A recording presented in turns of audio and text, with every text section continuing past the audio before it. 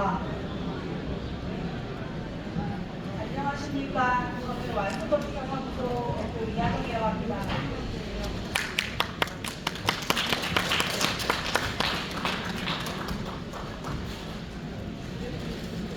오늘 날도 덥고 한데 주말에 되게 많이 와주셔서 감사하고요. 그리고 이런 좀 세미나 자리를 마련해 주신 주최자 친구가 그리고 세미나 준비를 하는 데 도움을 주신 성남에 계신 스타일의 건축사 사무소 소장님한테도 감사 인사를 전하며 발표를 시작하도록 하겠습니다. 저는 건축사 사무소와 엔지니어링 사무실 그리고 조달청하고 지역건축안전센터에서 근무를 했었으며 현재는 완승 건축사 사무소를 운영하고 있는 대표입니다. 해체에 대해서 간략하게 개요를 설명을 드릴 텐데요. 인간과 건축물은 동일하게 생애 주기를 갖고 있습니다. 사람이 태어나서 아이가 되고 그다음에 성인 그다음에 노인이 되는 과정에서 나중에 흙으로 다시 돌아가는데 건축물 또한 먼저 대지 확보를 하고 설계를 진행하고 인허가 과정을 거치면서 건물을 생겨나고 그 이후에 좀 건물이 망가지고 하면 유지관리를 통해 건물을 보수를 하다가 마지막에 차후의 선택으로는 건축물을 철거하게 되는 그런 과정을 거치게 됩니다. 그래서 저는 이렇게 얘기를 합니다. 건축물은 인간의 삶을 겪는 그릇이기 때문에 인간과 건물은 동일한 생애 주기를 갖는다고 말씀드릴 수 있습니다. 자, 해체 제가 크게 비교를 하기 위해서 자동차와 건물을 이렇게 비교를 하는데 여기서 그 오래된 차를 갖고 있는 소유자와 그 오래된 건물을 갖고 있는 소유자가 있습니다. 자동차도 그렇고 건축물도 그렇고 오래됐을 때 이거를 어떻게 하느냐에 대해서 선택을 해야 되는데 이때 자동차의 경우에는 고쳐서 쓰느냐 아니면 폐차를 하고 새 차를 사느냐 그리고 노후된 건축물 또한 이렇게 대수선을 해서 리모델링을 해서 다시 건물을 사용을 하느냐 아니면 이렇게 철거를 하고 다시 신축을 하느냐 이렇게 선택을 할 수가 있습니다. 근데 가끔 가다가 건축주분들이 저에게 그 질문을 하시더라고요. 그 건물을 다시 새로 부시고 신축을 하는 게 더 싸냐 아니면 대수선을 해가지고 고쳐서 쓰는 게 싸냐고 하시는데 그 부분을 제가 명확히 말씀을 드릴 수는 없습니다. 왜냐면 건축물을 철거하고서 신축을 했을 때 그리고 그 대수선을 했을 때 그런 규모 차이도 있기 때문에 어떤 걸 어떻게 바꾸는지에 따라서 그 비용 차이가 나기 때문에 그 부분은 제가 정확하게 말씀을 드릴 수는 없지만 제가 그냥 말씀을 드릴 수 있는 거는 현재 공사비가 가장 쌉니다. 그렇기 때문에 현재 기준으로 공사비가 가장 싸기 때문에 추후에는 앞으로도 공사비는 인건비는 계속 올라가기 때문에 앞으로는 계속 공사비가 상승한다고 그렇게 생각을 하시면 되십니다. 다음은 해체에 대해서 아시는 분들 계신가요? 해체가 옛날에는 건축물관리법이 생기기 전에는 철거라는 용어를 썼었습니다. 해체는 크게 건축물을 건축을 하거나 대수선, 리모델링 또는 멸실을 하기 위해서 건물 전체를 이렇게 부시거나 아니면 대수선을 하기 위해서 일부를 철거할 때 그럴 때 일부를 파괴하거나 절단하는 행위에 대해서 해체라고 이야기를 합니다. 그래서 흔히 철거라고도 얘기를 하지만 해체라는 정식 용어로 명칭이 바뀌었음을 알고 계시면 되십니다. 자, 이거는 제가 해체 공사에 대해서 알려드리기 전에 이런 노후 건축물 현황이라든가 그런 거를 좀 말씀을 드려야 어느 정도 좀 이해가 되실 것 같아서 먼저 현황에 대해서 말씀을 드리겠습니다. 일단은 국토교통부 기준에서 보시면은 2020년 이후로는 업데이트된 자료가 없기 때문에 일단은 2020년도 이후의 자료도 제가 가져왔습니다. 여기서 보시면 가장 많은 분포를 하고 있는 게 20년에서 35년 미만, 그 다음에 35년 이상, 이렇게 이제 두 가지로 분포가 되어 있는데 20년 이상 경과 노후 건축물은 약 59% 점유를 하고 있고요. 그 다음에 35년 이상 건축물은 대략 한 32% 정도 점유를 하고 있습니다. 이렇기 때문에 국내 건축물의 그 50% 이상이 잠재적 해체 대상이라고 생각을 하시면 되십니다. 그리고 이제 앞으로는 이제 이미 이제 우리나라 땅 자체가 땅이 좋기 때문에 해체 공사는 이제 계속 생길 수밖에 없는 거고요. 이 시장은 이제 앞으로도 지속적으로 확대될 것으로 예상을 합니다. 그리고 이번에는 제가 그래프를 일일이 설명을 드리기에는 너무 이제 내용도 많고 복잡할 수도 있어서 제가 옛날 자료긴 하지만 그 한국시설안전공단에서 이제 2018년까지 낸 통계가 있는데 그걸 기준으로 말씀을 드리면 먼저 2000년도 때부터 이제 2018년도까지 이제 해체 건물수가 상승하는 것을 보실 수가 있습니다. 그리고 여기서 보시면은 이제 점차 이제 해체 건수가 이렇게 올라가다가 약간 내려가는 추세긴 하지만 해체 허가 건수는 점점 늘어나는 걸로 볼 수가 있습니다. 그리고 이제 가장 이제 해체 빈도가 많은 수가 그 건축물이 1층에서 3층 규모가 이제 가장 많고요. 이게 한 95% 정도 차지합니다. 그 다음에 4층 이상의 규모의 건축물은 한 5% 정도 차지합니다. 근데 이제 점점 이렇게 해체 허가 건수가 늘어난 이유는 이제 당초에 그 건축물 관리법이 생기기 이전에 단순히 철거 신고를 하고서 진행을 했다고 하면 현재는 건축물 관리법에 따라서 허가에 따른 그런 철거를 하기 때문에 이 건수가 늘어났다고 이제 그렇게 파악이 되고 있습니다. 그리고 제가 그 해체 공사 그 절차를 말씀을 드리기 전에 해체 공사 그 안전사고 사례를 먼저 설명을 드리려고 합니다. 이것도 좀 오래된 한 10년 이상 전이긴 한데 이런 여기 현장에서 이제 리모델링 공사를 하면서 이제 중간에 이제 빗물이 들어가고 건물이 무너진 사례도 있었고요. 그리고 이거 창목 또한 이제 리모델링 공사를 하면서 이제 무리하게 리모델링 공사를 하면서 무너졌던 적이 있습니다. 그리고 이제 역삼동 같은 경우에도 이제 철거를 하면서 이제 잔재물 적재를 너무 이제 무리하게 하다 보니까 그게 건물에 하중이 많이 쏠리면서 이제 붕괴가 되는 그런 사고도 있었고요. 그 다음에 2013년도에는 이제 그 재건축 준비 중에 이제 붕괴가 되었는데 이거는 어떤 사이로 이런 이제 붕괴가 일어났는지는 모르겠지만 아마 이때도 이제 공사 준비를 하면서 이제 그런 장비 같은 거를 좀 무리하게 이제 탑재를 하게 돼서 이런 사고가 났던 걸로 알고 있습니다. 그 다음은 이제 중정동 리모델링 공사인데 이때도 그 화장실 벽체가 이제 갑자기 붕괴가 되었고요.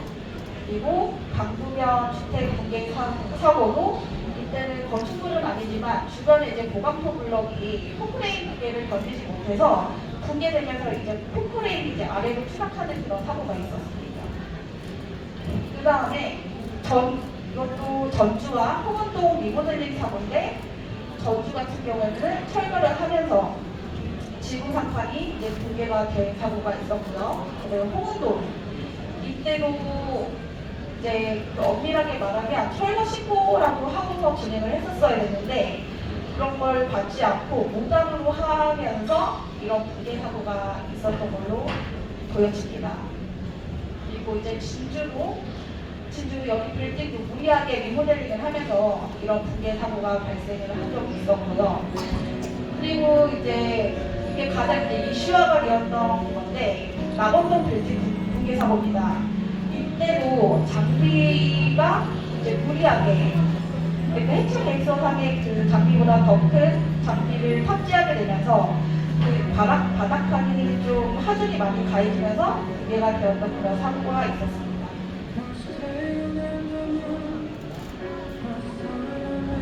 그다음에 이제 마지막 사례인데요. 이대로 이제 역삼동 여기도 이제 아까 전과 동일하게 철거 잔재물 가족재랑 잭서포트 보강을 하면서 이제 철거를 해야 되는데 그거를 이제 구조검토 없이 오로지 현장 경험에 의해서 설치하여서 붕괴가 일어났던 사고였고요. 그 다음에 이제 여기 마지막으로는 잠원동 여기도 이제 외벽이 이제 붕괴가 되는 그런 사고였는데 그때도 그 구조물을 먼저 보강을 하고서 철거 공사를 했어야 되는데 그런 보강 부분이 많이 미흡해서 이제 제대로 해체가 이루어지지 않았던 현장이었습니다. 그리고 이거는 잠시만요. 제가 이제 관련 뉴스를 가져왔는데요. 한번 같이 영상 보시겠습니다.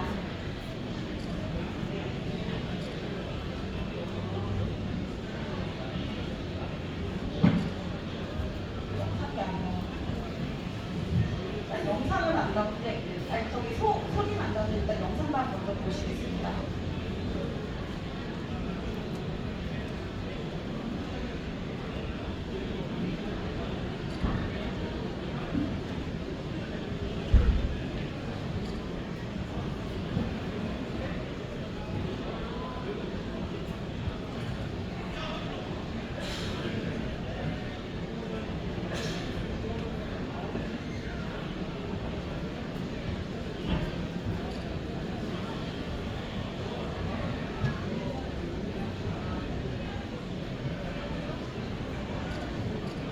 이제 이 사건 또한 해체 계획서 상대로 그 철거 순서에 맞춰서 공사를 했었어야 되는데 무리하게 그 외벽면을 장비가 이렇게 무리하게 이제 진동을 일으키면서 이제 무리하게 공사를 하다 보니 그 전체가 저렇게 무너졌던 그런 사례도 있었습니다.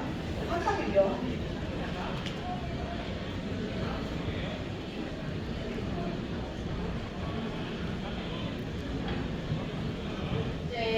이런 걸로 봤을 때 그 해체 공사의 그 주요된 사고 원인은 그 당초에는 해체 계획서 작성을 전문가가 아닌 철거 회사에서 이제 작성을 했었는데 이때는 그 철거 신고를 진행하지 않고 무단으로 철거하는 경험이 있어서 좀 사고가 많이 일어났었고요. 그 다음에 이제 잭서포트나 이제 다른 구조 부강을 해야 되는데 그런 것 또한 제대로 이루어지지 않았습니다. 근데 그것 또한 이제 임의대로 하면 안 되고 정식으로 구조기술사 사무실에 의뢰를 해서 진행을 해야 되는 부분이 있습니다. 이제 그런 것들이 많이 미흡하다 보니 그 종전에는 이런 붕괴 사고가 많이 있었던 것 같습니다. 그래서 이제 본격적으로 해체 허가제 실시에 대해 실시가 된 배경에 대해서 말씀을 드리면 맨 처음에는 2020년 5월 이전에는 건축법에 따른 건축물 신고만 하면 규모가 크든 작든 모두 철거를 할 수가 있었습니다. 근데 이제 이런 안전사고가 많이 빈번하게 발생을 하면서 2020년 5월 1일부터 건축물관리법에 따른 건축물 해체하고와 신고가 이제 신고제로 변경이 되었습니다. 그래서 이제 크게 이제 그 많은 건축주분들이 어떤 게 해체 신고냐, 어떤 게 해체 허가 대상이냐에 대해서 많이 질문을 하시는데 사전에 이제 건축물 대장이나 주공부문을 참조를 하셔서 이제 대략적인 주거 검토를 하시면 되십니다. 만약에 그런 부분이 확인이 어려우시다고 하면 가까운 건축사 사무소라도 방문을 하셔서 문의를 하시는 게 더 좋을 것 같습니다. 일단은 해체 신고 대상을 보면 주요 구조부 해체를 수반하지 않고 일부 해체를 하는 것을 말합니다. 근데 이제 주요 구조부라고 하면 일반인 분들이 많이 모르시다 보니까 제가 여기다가 주요 구조부에 대한 설명을 써드렸습니다. 벽, 가구, 지구라고 외우시면 되시는데 이게 내력벽, 기둥, 바닥, 보, 지붕틀, 주계단 등을 의미합니다. 그 다음에 시도권 대상으로는 이제 전체 해체를 하는데 연면적이 500제곱미터 미만, 그다음에 건축물의 높이가 12m 미만, 그다음에 세개층 이하일 경우, 그리고 이제 관리 지역, 농림 지역, 자연보전 지역에 있는 건물인데 높이가 또 12m 미만이어야 됩니다. 근데 저도 이 기준이 약간 좀 헷갈리는 게 뭐냐면 제가 처음에 얼마 전에 이제 해체 계획서를 작성했던 현장이 있었는데 거기가 이제 가설 건축물인데 연면적이 500제곱미터 이상인 거예요. 근데 거기 같은 경우에는 연면적이 500제곱미터 이상이기 때문에 저는 당연히 허가권이라고 생각을 했었는데 이게 그 관리 지역에 포함되었기 때문에 시도권으로 이제 빨리 처리를 할 수가 있었습니다. 그다음에 이제 해체 허가 대상으로는 시도권과 이제 반대로 생각을 하시면 되시는데요. 이거는 이제 주요 구조의 해체, 그러니까 대수도 공사할 때도 무조건 이제 해체 허가 대상이 아니라 그 주요 구조물을 해체를 하는지를 확인을 하셔야 됩니다. 그래서 만약에 내력벽이 아닌 일반 그 벽돌벽 있잖아요, 조적벽. 그런 벽체만 허물게 되면 그건 이제 해체 허가 대상이 아닙니다. 그리고 여기 보시면은 이제 한 개라도 해당이 되는 경우 연면적 500제곱미터 이상, 건축물의 높이가 12m 이상, 그다음에 이제 3개층 이상일 때 이제 해당이 됩니다. 근데 여기 세 번째가 가장 중요한데 신고 대상이라고 하더라도 해당 건축물 주변에 이제 버스 정류장이나 도시철도 역사 출입구, 횡단보도 등 그런 이제 해당 지자체 조례로 정해놓은 시설이 있는 경우에 해체 허가로 진행이 됩니다. 그래서 저는 이것도 얼마 전에 진행을 했던 건데 건물 그 면적이 50제곱미터인 거예요. 근데 그 평수로 따지면은 이제 20평 정도밖에 안 되는 건물인데 앞에 횡단보도가 있다는 이유로 허가로 해야 된다는 이제 지자체 답변을 받고 허가로 진행을 했던 적이 있습니다. 그리고 해체 허가 대상은 이제 신고 대상과 다르게 건축위원회 심의 상정 대상입니다. 그래서 이거는 그림으로 다시 설명을 드리는데 해체 신고에는 이제 관리자가 해체 계획서를 작성하게끔 되어 있습니다. 여기서 말하는 그 관리자라고 하면 이제 보통 건축물을 관리하시는 분이시거나 아니면 해당 건축물의 이제 소유자를 이야기를 하는데 보통 이제 관리자가 직접 이제 작성이 어렵기 때문에 이제 대리인에게 작성 위임을 합니다. 그 대리인 그 작성 위임자는 이제 건축사, 기술사 등이 이제 가능합니다. 그렇게 해서 이제 관리자가 해체 계획서를 작성을 하고 그 다음에 이제 시청이나 구청 같은 데다가 이제 제출을 합니다. 그러면 이제 담당 주무관이 제출 서류를 확인하고 검토를 해서 이제 아무 이상이 없으면 승인이 나고 거기에 따른 신고 필증이 나오면 그때 이제 해체 작업자가 공사를 할 수가 있습니다. 그렇게 해서 이제 수시로 현장 점검을 실시하게 되고요. 그 다음에 공사가 끝나면 다시 이제 지자체에다가 이제 해체 공사 완료 신고를 하게 됩니다. 이렇게 해서 이제 완료 신고에 관한 그런 필증의 교부를 받으시면 이제 건축주는 이제 멸실 등기 신청을 하시면 되십니다. 그 다음에 이제 허가는 신고 절차는 보통 빠르면은 일주일에서 2주 정도면 처리가 되는데 허가 같은 경우는 이제 심의가 진행이 되기 때문에 이 일정까지 포함을 하면 최대한 2개월 정도 소요가 됩니다. 이것도 동일하게 이제 관리자가 해체 계획서 작성의 주체가 되는데 이제 직접 하기가 어렵다 보니 이제 아까 전에 말씀드렸던 그 대리 가능한 그 위임 가능한 건축사나 이제 기술사가 작성을 하게끔 이제 위임을 주시면 되십니다. 이렇게 해서 이제 그 지자체에다가 이제 그 해체 신고서를 작성을 하는데 이때 이제 심의가 포함이 됩니다. 심의 결과 반영까지 약 1개월 이상 소요가 되고요. 근데 이제 이거는 이제 일반적인 사안이고 이게 또 이제 특수 그 건축물인 경우에는 국토안전관련 검토 대상이 됩니다. 근데 이때 같은 경우에는 이제 국토안전관리원에서 검토를 하고 이제 보완한 그런 기간까지 약 3개월 이상 소요가 됩니다. 그러니까 일반적인 그런 허가 절차일 때는 이제 약 2개월 정도 소요가 된다고 보시면 되시고 만약에 국토안전관리원에 가서 검토를 하게 된다고 하면 한 5개월에서 6개월 정도 이제 소요가 됐다고 보시면 되십니다. 이렇게 해서 이제 다 마무리가 되고 허가업자가 해체 시고와 동일하게 필지를 보고하게 됩니다. 그러면 이때는 시공과 다르게 이제 규모가 크고 위험하기 때문에 공사 관리자, 해체 공사 관리자가 이제 지정이 되는데 이제 그 지정까지가 다 되어야지 이제 공사를 시작할 수가 있습니다. 이때도 현장 점검을 그 지정된 그 관리자가 이제 수시로 하게 되고요. 그렇게 해서 이제 공사가 이제 안전하게 끝났을 때 이제 이 관리자가, 그러니까 건축주나 이제 관리자가 해체 공사 완료 신고를 하게 됩니다. 그렇게 해서 이제 지자체에서 해체 완료에 대한 그런 이제 신고, 이제 해체 완료에 대한 이제 필지를 교부를 하게 되면 그걸 받으셔서 다시 멸실을 신청을 하시면 되십니다. 이거는 해체 계획서가 아까 전에 앞에 있는 내용에서는 어떻게 진행되는지 모르시기 때문에 만약에 건축사 사무소나 기술사 사무소에다가 의뢰를 하시기 전에 건축주분께서 먼저 자료 준비를 해주셔야 됩니다. 그래서 이제 기존 검토 자료를 이제 받고서 근데 그 기존 자료에는 준공도면, 건축의뢰자, 현장 사진 등 그 현재 현황을 확인할 수 있는 자료를 보내주셔야 이제 검토를 하고요. 그 다음에 각 검토가 되면 구조기술사랑 함께 현장을 방문해서 지정물 확인이나 구조 안전에 대한 그런 확인을 드립니다. 그 이후에는 구조기술사는 별도로 구조 안전 진단을 진행을 하게 되고요.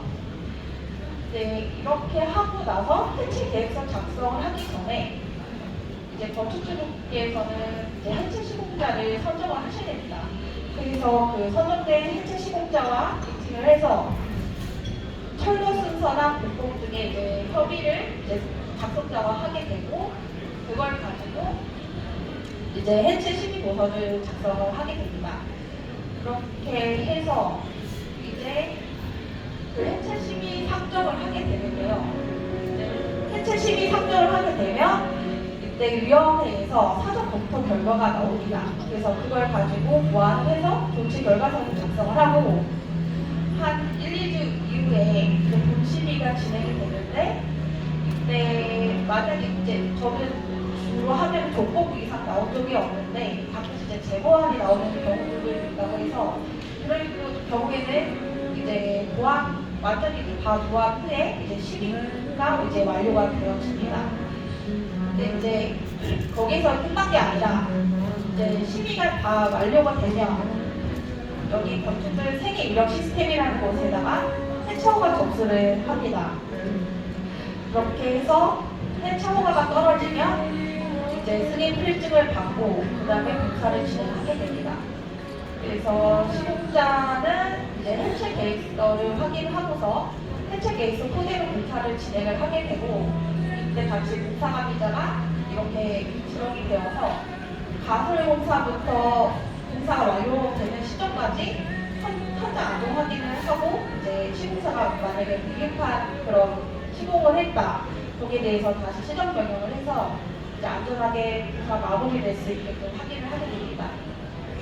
그 다음에 이제 철거 이후에는 이제 폐기물 가축이나 이제 만약에 이 부지에 대해서 뭐 다시 신축이 일어날 수 있기 때문에 집안 동동 등에 대해서 이제 마무리 확인을 하고요. 그렇게 해서 이제 문제가 없을 경우 만약에 이제 구조물 같은 게 파손이 되었으면 관리자는 시공자한테 다시 원상 복구 요청을 합니다. 그래서 그것까지 다 확인을 한 다음에 이제 해체 공사 완료 신고를 하고요. 그때 승인 필증을 받고 이제 건축주한테 전달을 하면 이제 건축주는 다시 이제 그 멸실분리 신청을 하러 가시면 됩니다.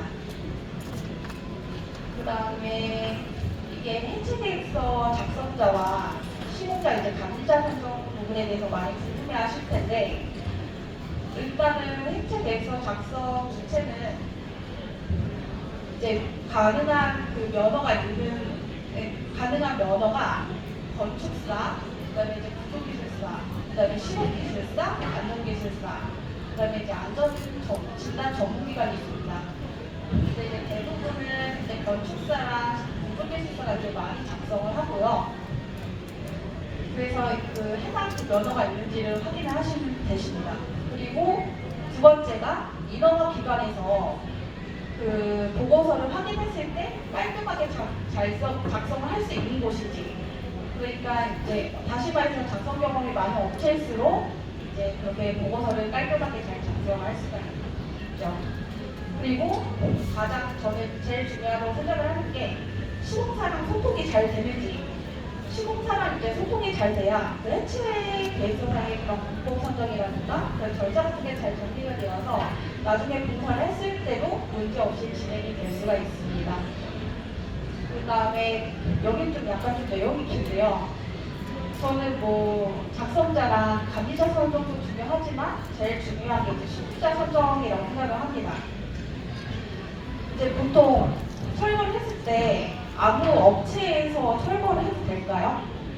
다들 어떻게 생각하시는지 궁금해요. 네.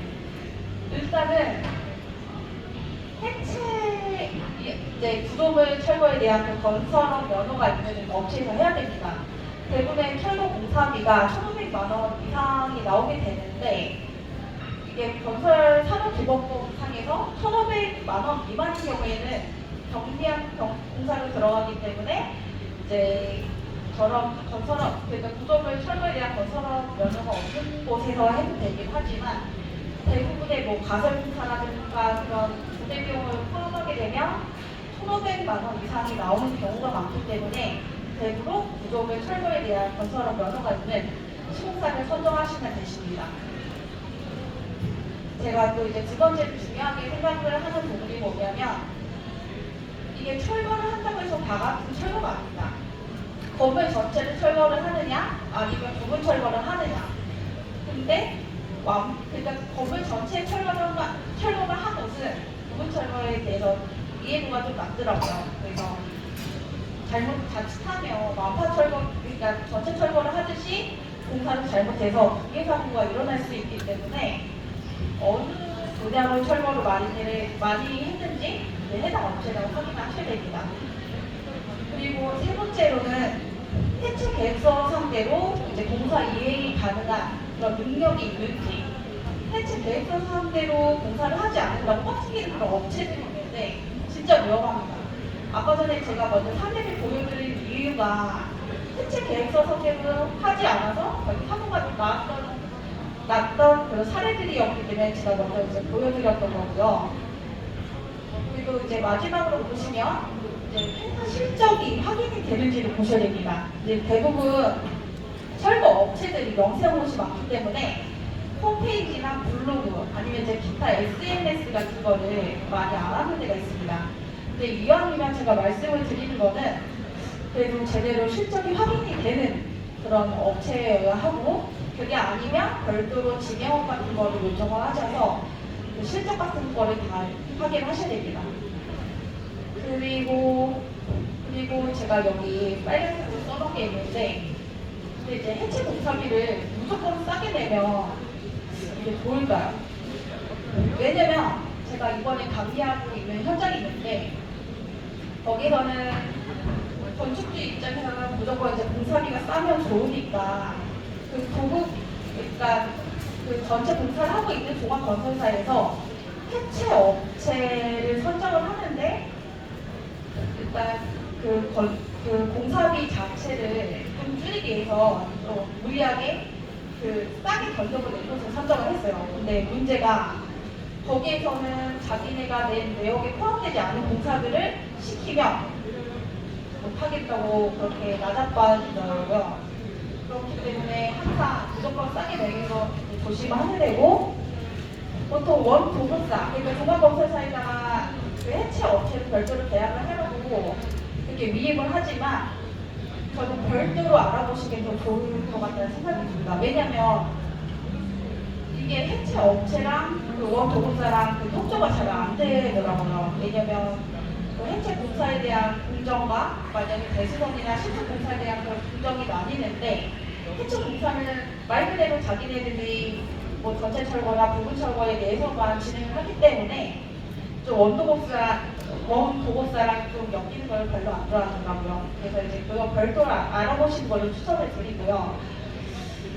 그리고 그 해체 공사 견적에서 가장 중요한 거는 또 해체니까 해체랑 폐기물 반출만 포함을 하면 된다고 생각을 하시는데 가시설 설치나 해체, 그다음에 잭소프트 이거는 이제 구조 보강을 하는 건데요. 구조 보강에 대한 설치 및 해체, 그다음에 뭐 CCTV 설치도 해야 되고 이제 주변의 교통 신호 같은 거를 보기 위해서 신호수 배치를 해야 되는데 그런 거 외에 이제 다른 기타 안전조치에 대한 내용들이 모두 포함되어 있어야 됩니다. 네, 이런 부분들이 제대로 포함되어 있지 않으면 다 별도 견적으로 제시를 하기 때문에 공사비가 배보다 배꼽이 더 커질 수밖에 없습니다. 그렇기 때문에 그 전체 공사비로 따지시는 게 아니라 내역서 사항의 내용을 먼저 확인을 하시고 그 확인이 어렵다고 하면 이제 해체 계획서 작성자나 아니면 원부급사 그분한테 이제 자문을 얻으신 것도 좋은 방법이라고 생각을 합니다. 그다음에 이제 마지막으로 해체 감리자 선정 방법에 대해서 알려드리겠습니다. 이거는 후기 감리 지정은 두 가지 방식으로 지정이 되는데 이거는 아까 전에 맨 처음에 말씀드렸듯이 15건은 이제 감리자 의무 배치 대상은 아니지만 지자체별로 이제 허가권자 지정을 하는 경우가 있습니다.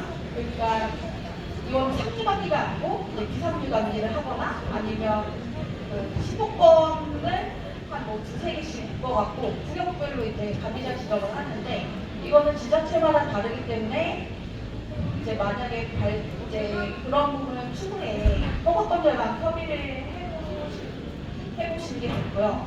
그리고 이제 허가권은 이제 상주관리 이제 의무 대상이기 때문에 이때는 허가권자 지정, 그러니까 허가권자 지정이라고 이제 지정이 뭐냐면 이제 해체 감리자 그 명부가 있습니다. 만약에 저는 남양주이기 때문에 경기도에 그 명부가 있는데 그 명부를 이제 각각 지자체에서 뺑뺑이를 돌립니다. 그 뺑뺑이를 돌려서 이제 지정이 되거나 아니면 이제 건축물관리법상에서 보시면은 해체 계획서 작성자가 감리자로 이제 지정되는 경우가 있습니다. 그래서 이렇게 두 가지로 지정이 되고요. 근데 간혹 이제 지자체에서는 이제 해체 공정에 대해서는 작성자가 더 잘 알기 때문에 작성자를 이제 감리자로 이제 지정을 하라는 경우가 있는데 이 부분은 꼭 이제 그 필수적인 사항은 아니기 때문에 만약에 작성자가 예를 들어서 마음에 안 든다 그러면 허가권자 지정을 하겠다 그렇게 말씀을 하셔서 지정을 하시면 됩니다.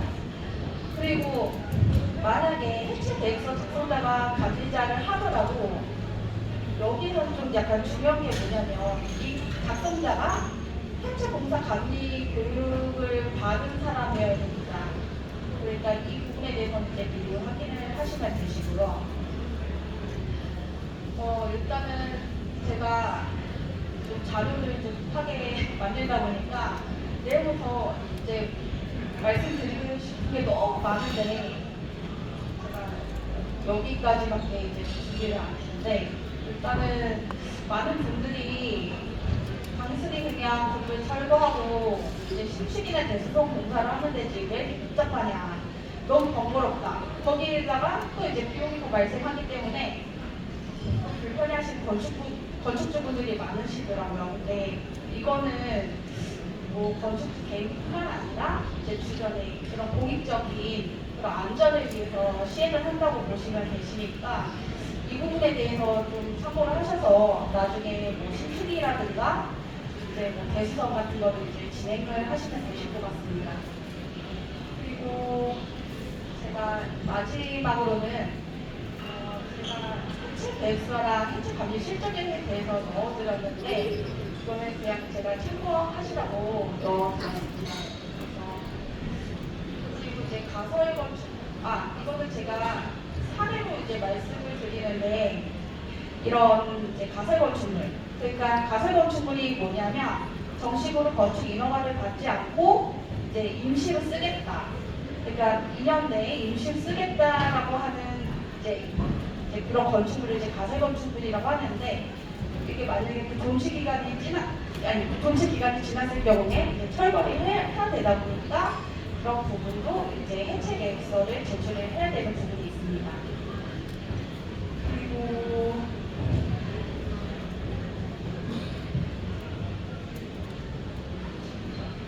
나머지는 그냥 이제 다 해체 계획서 이제 그 실적에 대해서 넣어드릴 거고요. 그리고 지금 현재 이제 진행하고 있는 현장이 이게 아래에 있는 마포구 망원동 근생에 대한 이제 대수선이랑 주공사를 하면서 거기에 대한 이제 해체 시비를 이제 진행했었고, 이것도 이제 다른 현장이긴 한데 아직 네, 나머지는 이제 허가를 받았던 그런 대상이고요. 그리고 나머지는 이제 해체 계획서 이제 해체 계획서 실적은 여기까지고요. 그 다음은 이제 해체 관리를 하고 있는 실적인데 아직 다른 곳들도 있는데 제가 여기까지 넣었는데 현재 하고 있는 현장이 아래쪽 그 망원동 현장입니다. 그래서 여기도 대수선이 이제 중축공사지만 이제 해체 부분이 있기 때문에 해체 부분에 대해서는 이제 3주 관리를 하고 있고요. 대수선 때는 이제 3주 의무 대상이 아니기 때문에 추후에 이제 비상주 관리를 하면서 이제 관리를 할 그런 현장입니다. 나머지도 이제 그 해체 관리 현장에 대해서 설명 사례 드리고 이만 세미나를 마치도록 하겠습니다. 감사합니다.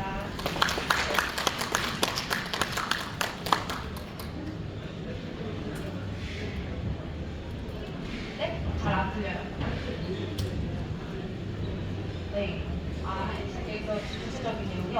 그 부분을 이제 나중에 좀 궁금하시면 연락을 주시면 제가 좀 다시 한번 안내를 드리겠습니다. 근데 이제 해체 계획서 상에는 이제 보통 그런 안전관리 사항이라든가 이제 뭐 지상물 조사에 대한 내용, 그다음에 이제 건물이 이제 전도 위험이 있는지에 대한 그런 구조 안전성 검토도 들어가고요. 그런 좀 여기에서 설명을 하려면 너무 길어지기 때문에 그 내용은 제가 이번에는 포함 안 시켰습니다. 감사하며 제가 또 이제 5월달에 세미나를 하는데 그때는 좀 제가 보완을 해서 진행하도록 하겠습니다.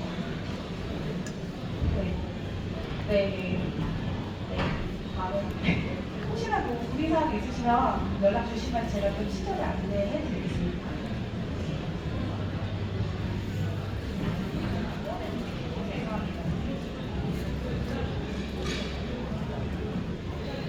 비용이요. 비용은 이제 제가 정확하게 말씀을 드리기는 어려운데 이게 약간 그냥 제가 이제 해체 업체랑 소통을 하다 보면 평당 이제 50만 원에서 100만 원 정도를 얘기를 하는데 그건 이제 규모랑 그런 거에 따라 규모별 형식에 따라 좀 달라요. 근데 이제 보통 평당 한 50만 원 정도 예상하시면 되실 것 같습니다.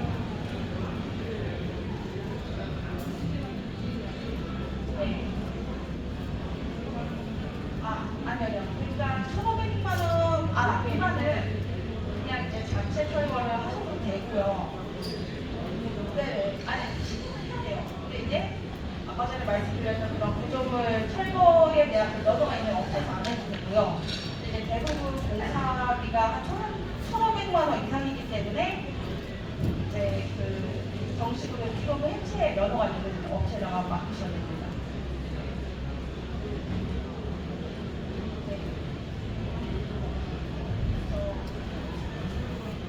네.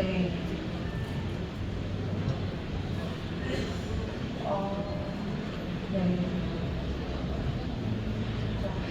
근데 이제 제가 보기로는 이게 공사비 부분은 대부분 이제 변적으로 하기 때문에 제가 가장 말씀을 드리는 거는 해체 업체에다가 한 3군데 이상은 변적을 받아보시라고 하거든요.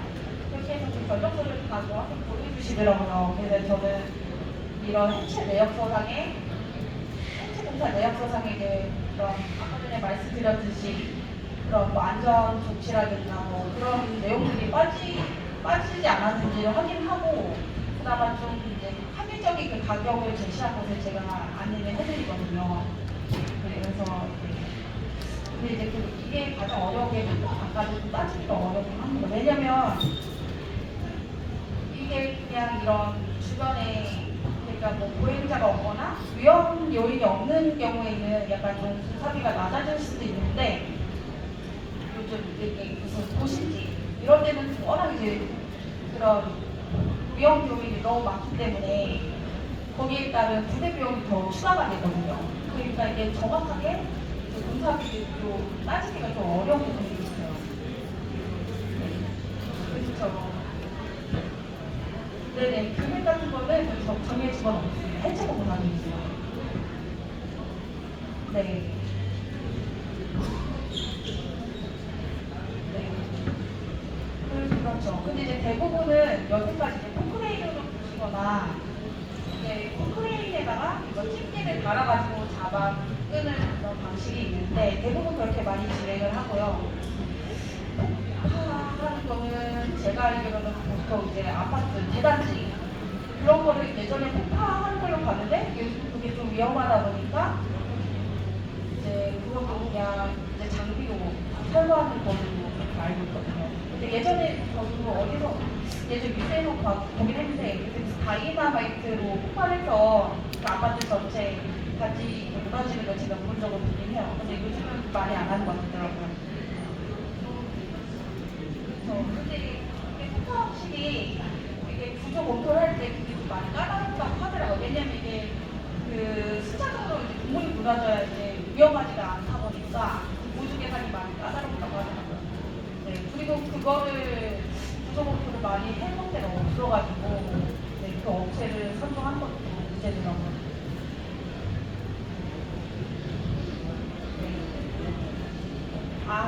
보통은 그 손해배상 공제권 같은 거를 끊어줘야 되는데 그 부분은 좀 업체랑 좀 상의를 해보셔야 돼요. 왜냐면 신체 감리자 같은 경우에는 이제 그 건물이 이제 위험할 수도 있기 때문에 나중에 뭐 안전사고나 그런 거에 대한 배상 책임이 있기 때문에 손배주권은 끊어져 있거든요. 네, 그 부분은 대부분 해체 업체에서 잘 안 끌어주는 것 같더라고요. 근데 그게 필요하다고 하면 일단은 건축주가 제시를 할 수는 있는 것 같습니다.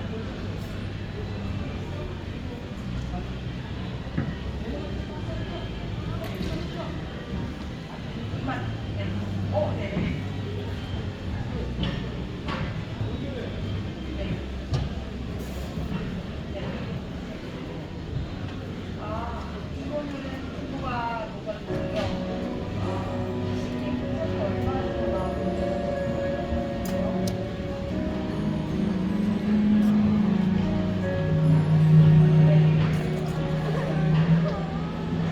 끝나는 결정을 처음 수밖에 없어요. 그러면 근데 누가 같은 경우는 해체계획서를 저기 제출을 해요. 해체 신고를 하셔야 돼요. 그래요? 그러면은 자기가 하던 위반이면 그냥 그러면 그냥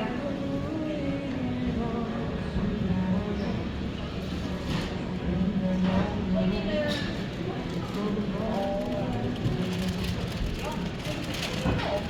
따로 선정을 하셔야 되는데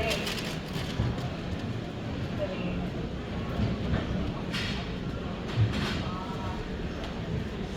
그리고 이제 나머지 필요에 대해서는 별도로 업체를 선정하셔가지고 같이 하시면 돼요. 슬레이트는 이제 별도, 네, 이거는 어차피 성명이 포함이 되기 때문에 성명을 처리하는 그 페이퍼 업체가 또 따로 있어요. 네, 그거 중에서 하나요? 그러면 네, 그냥 진행하겠고요. 일단은 선발 철거는 직접 하시면 안 돼요. 그거는 선발 철거 부분은 직접 하시면 안 돼요. 네네네. 그거는 이제 그 지정 업체에서 철거를 해야 되고요. 네, 나머지 부분은 그냥 공사를 하셔도 문제가 없을 것 같습니다. 네네네. 서류는 다 받고 필지도 받으실 거예요. 그러면 공사하셔도 돼요. 그리고 나중에 공사가 끝나면 공사 완료 보고, 공사 완료 보고도 하셔야 되거든요. 이건 하셔도 상관없습니다. 어차피 그 서류 내는 게